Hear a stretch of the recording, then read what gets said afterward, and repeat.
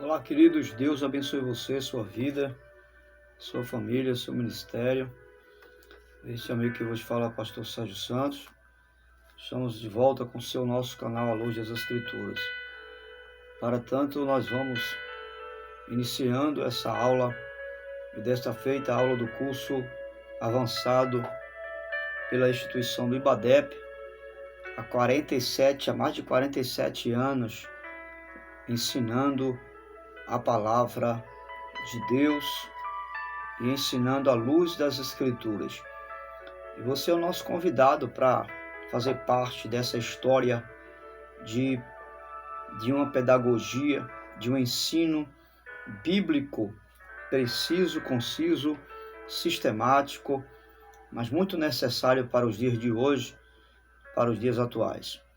E hoje a nossa lição, ela está, a nossa disciplina, na verdade, é a respeito dos profetas maiores.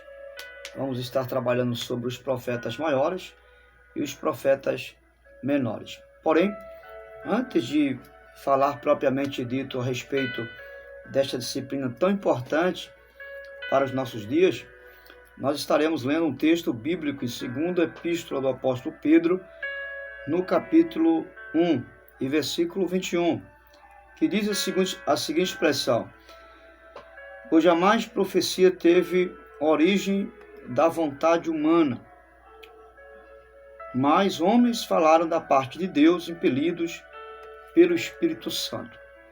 Muito bem. Ainda lendo a carta aos Hebreus, no capítulo 1 e versículo 12, a carta aos Hebreus, ela vai nos mostrar e nos revelar sobre a supremacia de Cristo, ou seja, a superioridade do Senhor Jesus quanto às profecias ou aos profetas, melhor assim dizendo, do Antigo Testamento. Ou seja, a revelação da palavra, do verbo que é Jesus, é superior à revelação do Antigo Testamento, que era apenas uma figura, não é?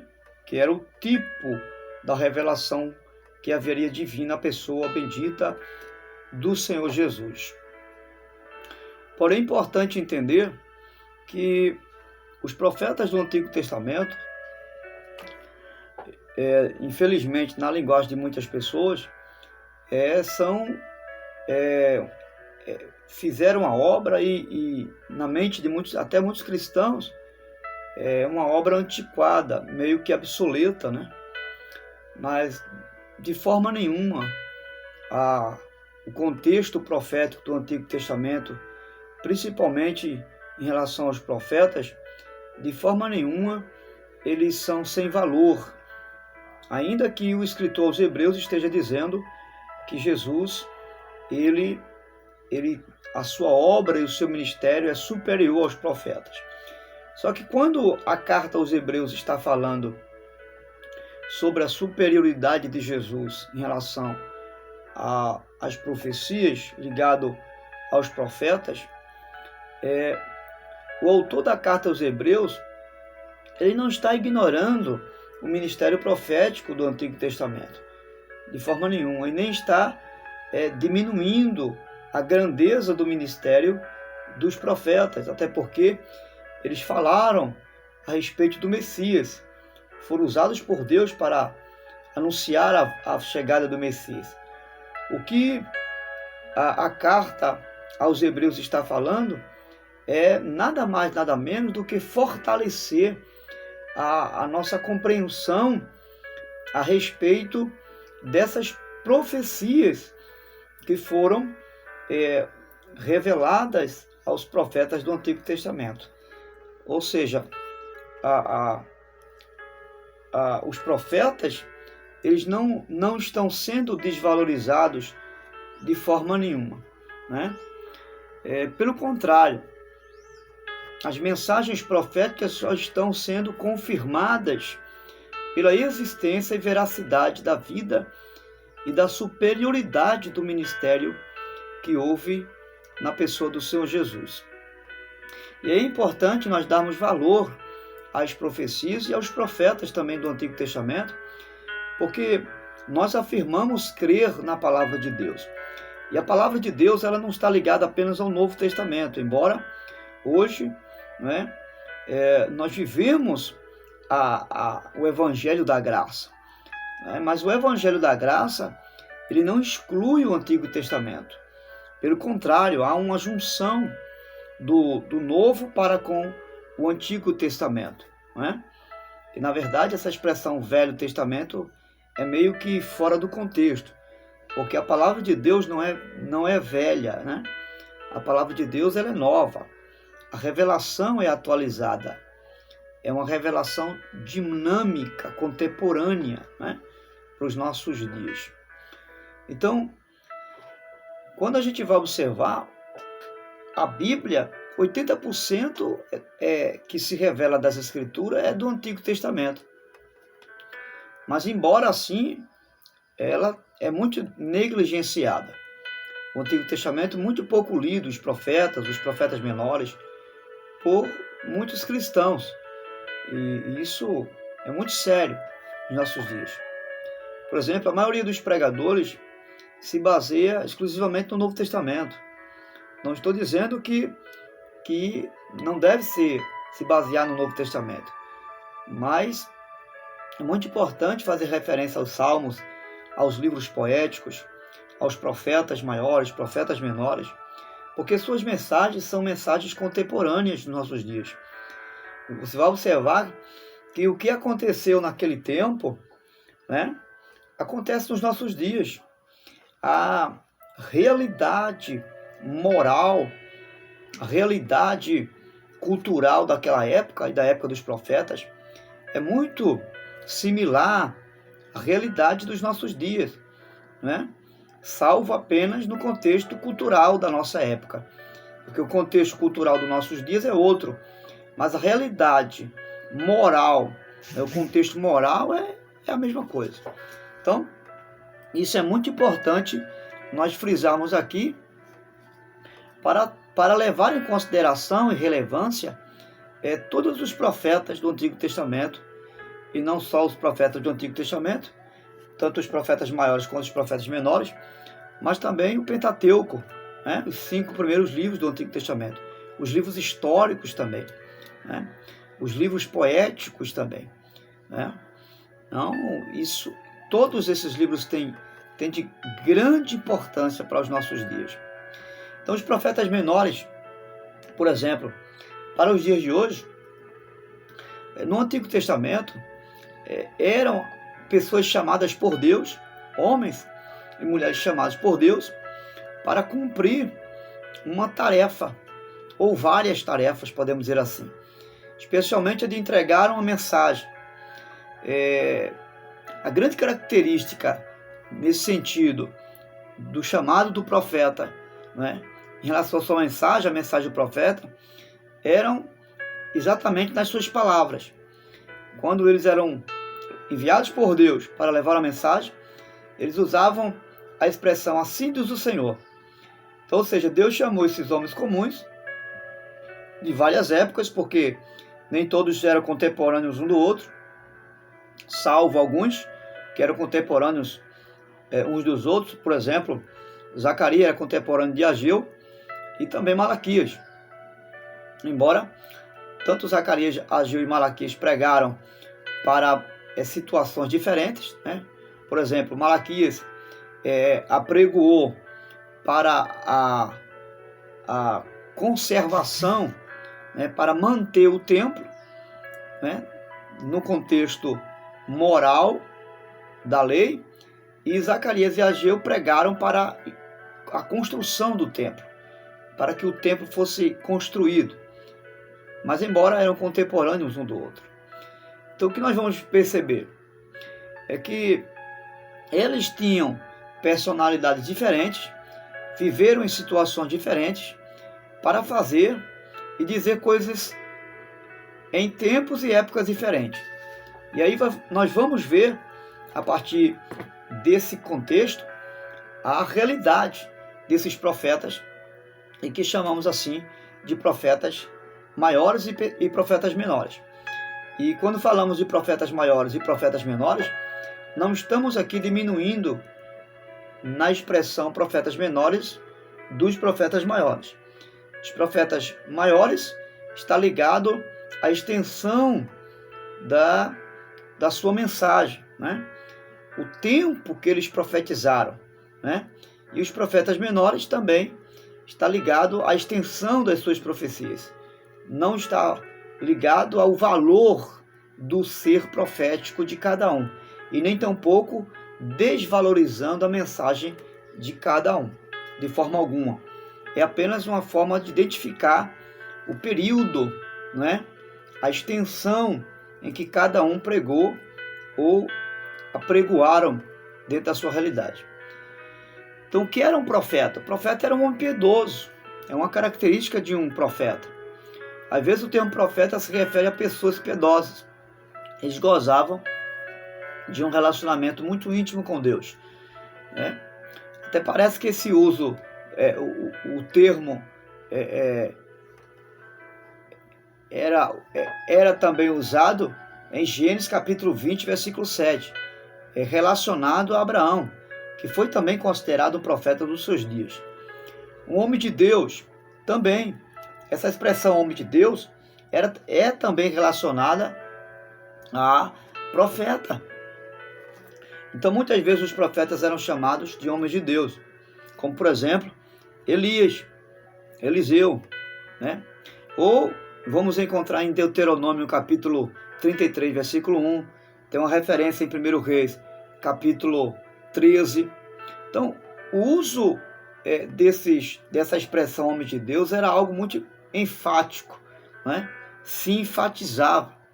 E a diferença de caráter, havia uma diferença de caráter, né, entre os profetas e as demais outras pessoas. Claro que aqui há uma distinção muito lógica, óbvia disso aí.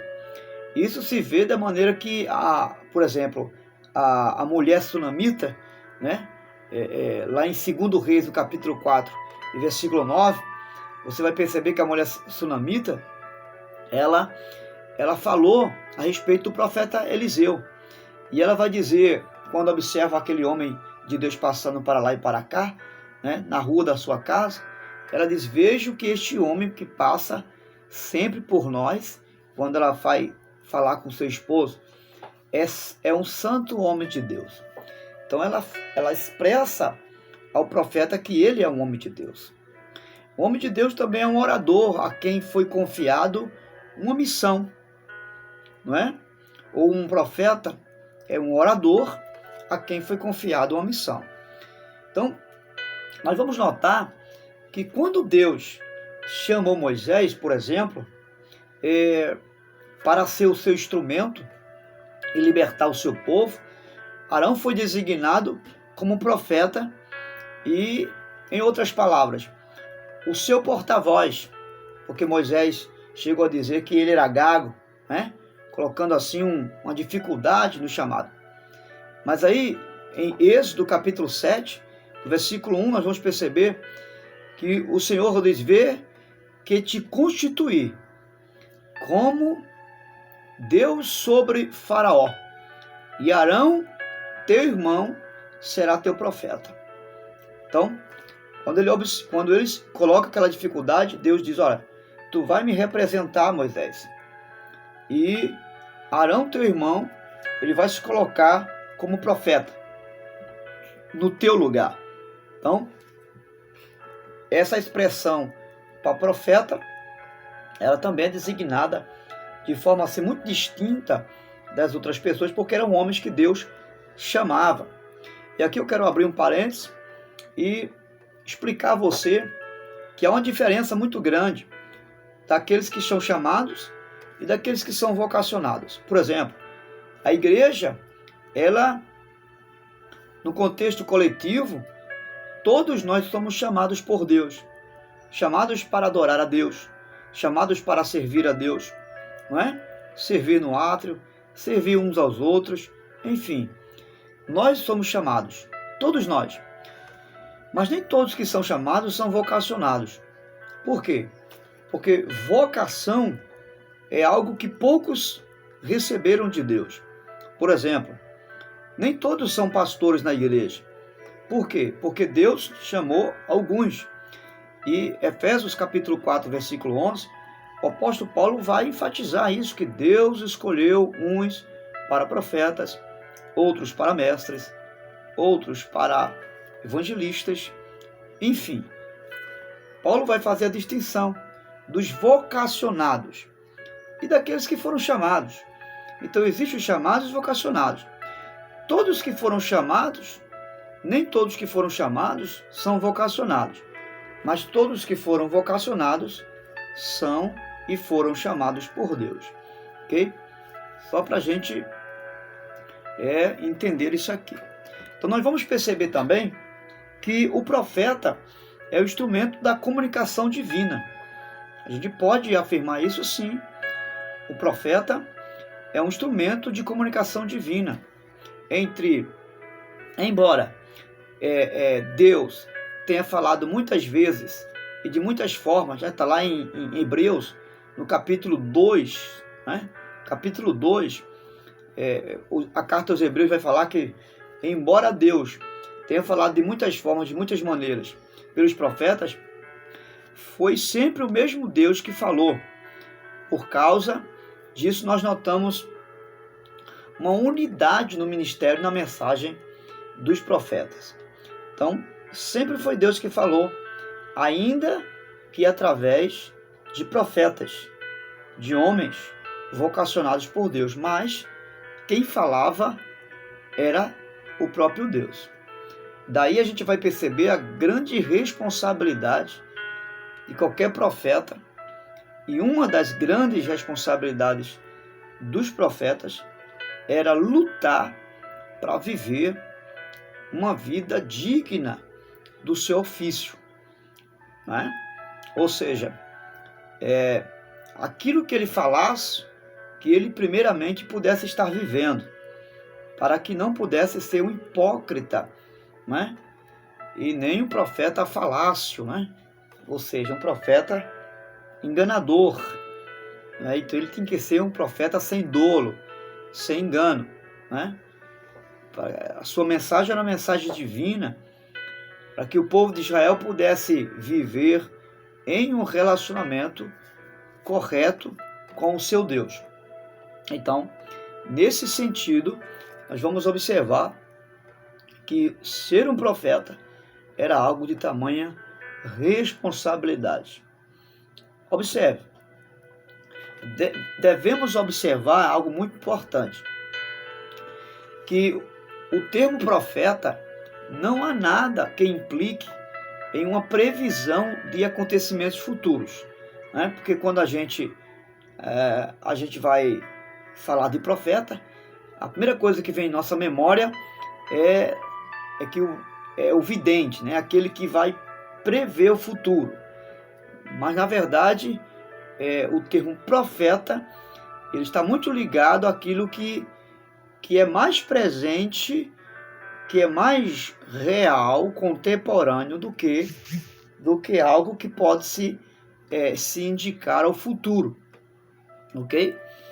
Ou seja, um profeta pode predizer ou não o futuro segundo a mensagem de Deus. Não é obrigatoriamente dizer que um profeta é aquele que prediz o futuro. Não. O profeta é aquele que fala da parte de Deus ao homem, certo? E isso implica dizer que ele pode falar uma mensagem futura ou uma mensagem da realidade contemporânea, do seu tempo, tá certo? Esse é um profeta, ok? Então, se formos fazer uma pergunta e aprender de algumas coisas que já falamos aqui, nós faremos uma pergunta para mim e para você. Você está disposto a entregar a mensagem de Deus hoje? Você estaria disposto a ser um profeta de Deus e enviar ou entregar a mensagem ao povo hoje? Aí é onde Ele colocou você? Aí é onde você está? Você é um profeta de Deus? Quem sou eu? Quem é você? Aonde eu e você estamos? Então nós vamos ver aqui uma outra questão muito importante a respeito dos profetas. É sobre a variedade e a unidade dos profetas. O Antigo Testamento, isso é importante a gente perceber, que mostra que a maioria, né, não são todos, mas a maioria dos profetas trabalharam de maneira muito diversificada. Eu falei a princípio que Deus usou os profetas dentro da sua realidade.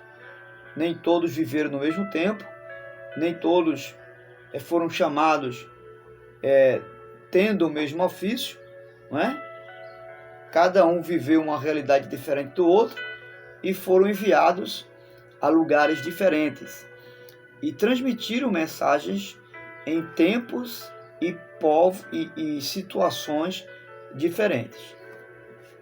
Por exemplo, alguns profetas trabalharam individualmente, totalmente independente de outros profetas, embora alguns foram contemporâneos um do outro, ok?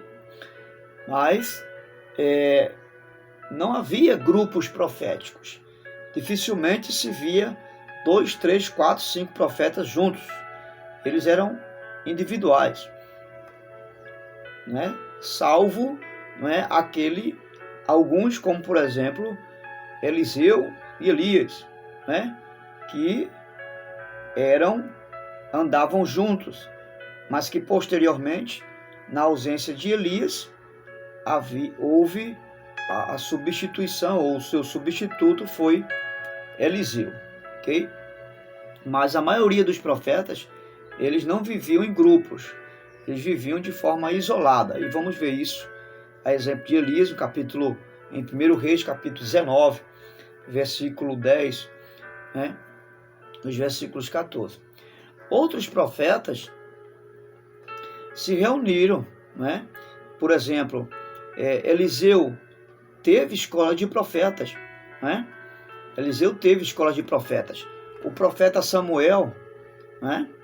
O profeta Samuel, ele também teve escola de profeta. Aliás, foi um dos primeiros profetas a estabelecer a escola de profetas. Foi o profeta Samuel.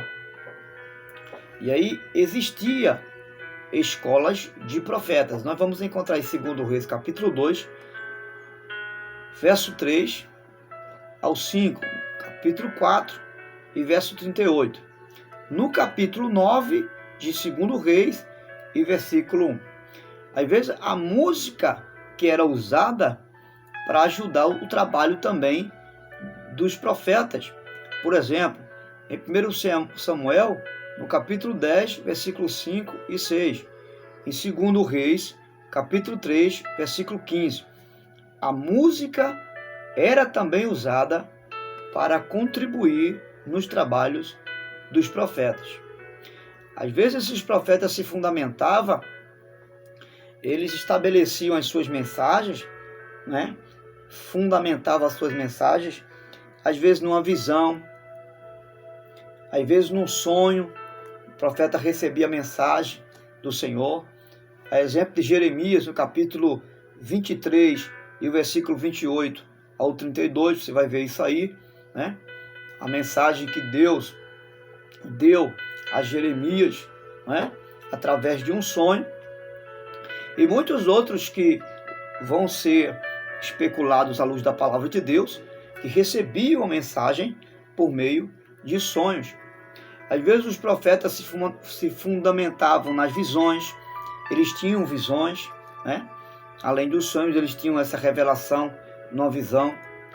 E, enfim, havia uma variedade de revelação em relação à mensagem que Deus dava aos profetas, certo? Numa missão única de chamar o povo para o arrependimento.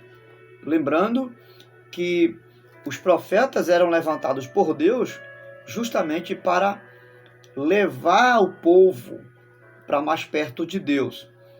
Se era para levar o povo para perto de Deus, significa que eles estavam longe de Deus. Então, uma das funções dos profetas era trazer o povo para a adoração, era trazer o povo para buscar ao Senhor, para temer ao Senhor. A exemplo de Malaquias 6:8, né? O profeta tinha o dever de demonstrar a realidade não só do seu relacionamento com Deus, mas a realidade do relacionamento do povo com Deus, como o povo estava vivenciando com Deus. E aí vai uma outra pergunta para mim e para você, muito importante, após ouvir essa rápida introdução a respeito dos profetas. O que é que nós precisamos entender? Como servos do Senhor, eu, você, nós temos o dever de demonstrar por meio da nossa vida como nós estamos nos relacionando com Deus. Um Deus que não é um mito, mas é um Deus real e verdadeiro. Essa pergunta fica para mim e para você responder. Nós vamos, daqui por diante agora, observar algumas características, que se assim podemos chamar, específicas dos profetas.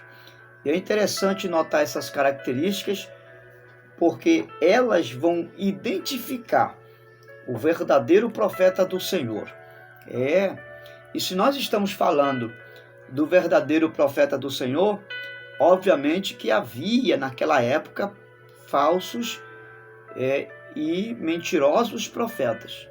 Então, o profeta recebia uma chamada específica, né? Lembra da vocação?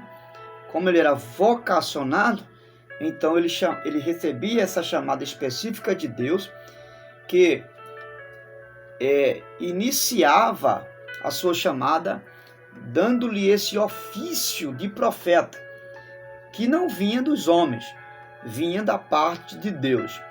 Nós temos vários exemplos aí. Você pode ver isso em Moisés, né? Por exemplo, Êxodo, capítulo 3, do verso 1 ao 4. A gente pode ver isso no profeta Isaías, capítulo 6, lembra do chamado do Senhor? Do versículo 1 ao versículo 10. Nós podemos ver esse chamado profético de Deus em Jeremias, capítulo 1, versículo 4, quando o Senhor diz que escolheu ele do ventre, né, da sua mãe para ser profeta às nações. E aqui eu quero abrir um parênteses e explicar um detalhe que muita gente faz confusão com a chamada e a escolha de Deus de Jeremias aqui. Não foi para salvação, como alguns dizem por aí. Não. A chamada e a escolha de Deus para Jeremias foi para ser profeta às nações e não para a salvação. Embora era um homem de Deus salvo, mas não foi para a salvação, tá? E aí, lembrando que quando se trata de salvação, Deus não escolhe no singular, Deus escolhe no coletivo. Ele não escolheu apenas uma pessoa, ele escolheu o seu povo, um povo para si, né? Fazendo assim essa ligação com a igreja do Senhor Jesus. Então, muito bem. Deus também escolheu Ezequiel, né? No capítulo 1 ao capítulo 3, você vai ver a escolha de Deus, o chamado de Deus, né? Oséias também, capítulo 1 ao capítulo 2, e também muitos outros profetas, a exemplo de Amós, capítulo 7, versículo 14 ao versículo 15, a gente vai perceber essa chamada de Deus na vida de muitos desses homens que fizeram jus ao seu chamado. Então, só para a gente entender aqui essa qualificação de Deus a esses chamados como profeta. Então, o objetivo da chamada era levar o profeta à presença de Deus. Essa é a primeira pauta que tem que ser observada. Deus chamava esses homens para levá-los à presença de Deus. Primeiro, para andar com Deus. Então, depois, em outras palavras, o profeta apresentava-se diante de Deus, perante o Senhor, como homens de qualidade, homens que se apresentavam perante Deus. Então, o primeiro objetivo da chamada era para que eles andassem com Deus. E você vai ver que antes de Deus tratar com o povo, Deus vai tratar com o profeta, não é? Isso fica muito claro quando ele chama Oséias, quando ele chama Jeremias, né? Que vai usar algumas linguagens de figura, como por exemplo, Deus ordenou que Oséias se casasse com uma prostituta para figurar a vergonha que ele estava sentindo do povo. Deus vai ordenar que Jeremias colocasse o seu cinto, né, de honra, porque o cinto de um profeta era algo de honra, colocasse entre as penhas e deixasse lá apodrecer, e depois de um tempo voltasse e colocasse na sua cintura o cinto podre, e ele entrasse na cidade com aquele cinto podre, que ali seria já uma mensagem de vergonha, porque era vergonhoso para o profeta. Isso Deus estava querendo que o profeta ou os profetas vivesse a realidade que ele estava vivendo, sentindo o que ele estava sentindo. Isso basicamente era uma característica da chamada de um profeta. E aí a gente vai observar algo muito importante também, que podemos chamar de consciência da história de um profeta. Então, o profeta, ele tinha perfeita consciência da história, daquele cenário em que ele estava vivendo. Por exemplo, o Senhor enviou Moisés ao Egito já de posse de informações necessárias para interceder, ou seja, para interpretar os grandes acontecimentos que haveria de ter naquele lugar. Antes de Moisés chegar no Egito, Deus deu a Moisés o histórico, a consciência histórica do que já estava acontecendo lá no Egito. Ou seja, o profeta, ele era preparado por Deus, ele recebia a capacidade de interpretar os acontecimentos históricos da sua época. Os profetas concordam que Deus é o Deus da história e está presente nos acontecimentos dos seus dias ou do dia a dia. Então, eles não encaravam uma situação alienados das coisas. Deus os avisava. Deus antecedia os acontecimentos aos profetas. Sua palavra era uma palavra de confiança absoluta, porque eles não iam alienados sem saber o que ia acontecer lá na frente. Deus sempre os avisava dos acontecimentos e do que estava acontecendo antes de profetizarem. E aí há algo importante também a se destacar a respeito da preocupação ética social do ambiente em que cada profeta se encontrava. Por exemplo, o profeta tinha preocupação ética e social. Ele estava, de alguma forma, preocupado com o cenário em que o povo estava vivenciando. Por quê? Porque os profetas viveram sempre denunciando injustiça, eles viveram denunciando a mentira, a falsidade, a imoralidade cometidas pelo povo. Então havia essa grande preocupação do profeta em relação ao bem-estar social e moral do povo. Exemplo disso, nós temos muitos. Por exemplo, Moisés, um dos líderes de Israel, que era considerado também o profeta da época, né, no período do povo, em Deuteronômio, no capítulo 24, no versículo 19 ao 22, ele vai fazer exatamente esse papel, denunciar os erros e a imoralidade do povo naquele tempo e naquela época. Então os profetas tinham essa preocupação ética, moral, social, em que se encontrava o povo de Deus. Nós vamos ver ainda, em relação ao ofício do profeta, algo muito importante.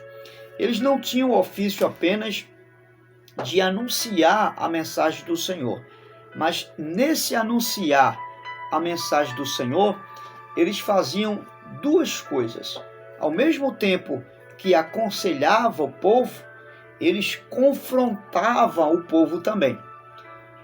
Então o profeta aconselhava o povo, orientava o povo, mas ao mesmo tempo estava confrontando com o pecado do povo naquele momento em que ele estava ali aconselhando, orientando. E muitas vezes o profeta tinha que desempenhar o papel ativo, né, próprio de estadista nos negócios nacionais do povo daquela época. O profeta, ele era profeta para o povo, mas ele era profeta para os reis também. Ele era profeta para os governadores da época também. Eles eram profetas para os príncipes do povo também. Então isso é algo muito importante a se observar. Por exemplo, o profeta Natã, né, em 2 Samuel capítulo 1, versículo 7, ele precisou levar uma mensagem para o rei Davi. E uma mensagem dura, uma mensagem de juízo, né? Então, ele era alguém que era também enviado aos reis, aos homens de posição daquela época e daquele tempo. E aí nós vamos ver também que o profeta, no seu ofício, ele proclama e prediz a mensagem do Senhor. Ou seja, essa predição e anúncio era mais uma proclamação da mensagem e da voz de Deus em relação ao povo. É claro, fazendo advertência, repreendendo o povo, concernente não só a realidade que o povo estava vivendo, no seu contexto presente, mas também advertindo de juízo vindouro, que Deus haveria de trazer, por exemplo, a exemplo de Jeremias, quando profetizou a iminente invasão de Nabucodonosor, os babilônicos em Jerusalém. Ele profetizou a iminente destruição do povo judeu e eles não estavam acreditando. Algo também muito importante nessa mensagem dos profetas é que eles usavam símbolos para representar uma mensagem de Deus. Por exemplo, Jeremias capítulo 19, versículo 1. Eles usavam símbolos como uma expressão metafórica, de metáfora, empregando sempre uma mensagem. Como, por exemplo, Jeremias usa uma botija de oleiro, né? No capítulo 19, versículo 1. Ezequiel vai usar o cerco. Ezequiel capítulo 4, do versículo 1 ao 8. Então, o profeta, ou os profetas no plural, eles tinham o ofício de também representar o povo de Deus. E como eles representavam o povo de Deus? O profeta, eles representavam não só o povo diante de Deus, mas eles representavam o povo diante das outras nações também. Este era um dos ofícios dos profetas. E um dos seus ofícios também era representar o povo diante de Deus como intercessor. Eles oravam a Deus em relação ou a favor do povo. Por exemplo, Moisés, quando intercedeu pelo povo, quando rogou a Deus para não destruir o seu povo, né? Então eles eram intercessores de Deus, entre Deus e o povo. O profeta também era conhecido como homem da palavra de Deus. Eles eram recebidos como aqueles que tinham a palavra de Deus em suas bocas. Por isso que era conhecido como homem de Deus, o homem da palavra. Exemplo de Isaías, no capítulo 40 e versículo 8. O profeta primariamente era um homem da palavra de Deus. Com ele estava a palavra de Deus. Então, era grande a responsabilidade do profeta, porque cabia ao profeta não fazer vista grossa ou ouvido de mercador diante da necessidade presunçosa do povo. Ele precisava levar a palavra de Deus. E o que o Senhor lhe entregava, eles precisavam passar para o povo. Então, no que diz respeito aos profetas menores de hoje, o profeta se preocupava com a situação do mundo ao seu redor, não é? Que era justamente a conjunção do povo, a conjunção social. O profeta se preocupava com a conjunção de injustiça e essa injustiça estava muito ligado ao povo, né? Às viúvas, aos órfãos que eram desprezados, às viúvas que não eram assistidas, né? Então a preocupação do profeta estava muito ligada aos problemas sociais do povo. Então hoje não é diferente. Quando nós olhamos para a conjunção social do nosso Brasil, a gente vai perceber que existem muitas injustiças, não é verdade? Como eu e você estamos nos comportando como um profeta? Estamos nem aí? Ou estamos preocupados a ponto de interceder a Deus por essa nação? Você já orou pela nação hoje, profeta? Você já intercedeu a Deus pela nação hoje? Responda a você mesmo, porque esse é um dos papéis que Deus nos entregou como sacerdotes na sua presença. E aí nós vamos verificar, em breve tempo, um pouco sobre os falsos profetas, porque havia falsos profetas. Se havia homens de Deus e profetas de verdade, naquela época também havia falsos profetas. Havia falsos profetas. Daí a importância de que eu e você estejamos vigilantes. E aí vem uma pergunta para mim e para você.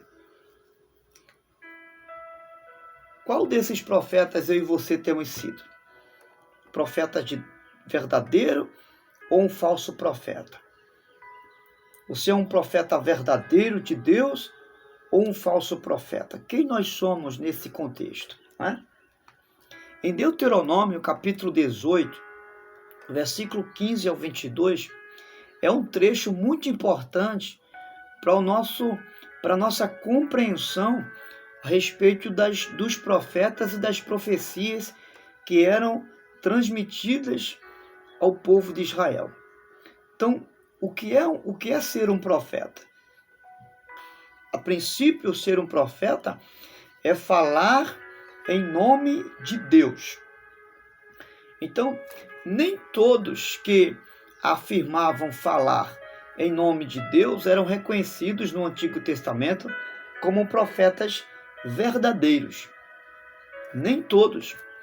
Haviam pessoas que davam recados de maneira que não era uma mensagem vinda de Deus, mas uma mensagem apenas para agradar a homens, para agradar a reis. E todas as pessoas que davam recados da parte de Deus, essas mensagens deveriam ser refletidas, de maneira que essa reflexão deveria estar embasada se era a vontade de Deus ou se era uma palavra vinda de Deus ou não. Exemplo de Jeremias no capítulo 23 e o versículo 9. E nós temos aí Miqueias, capítulo 2 e versículo 6 a 11.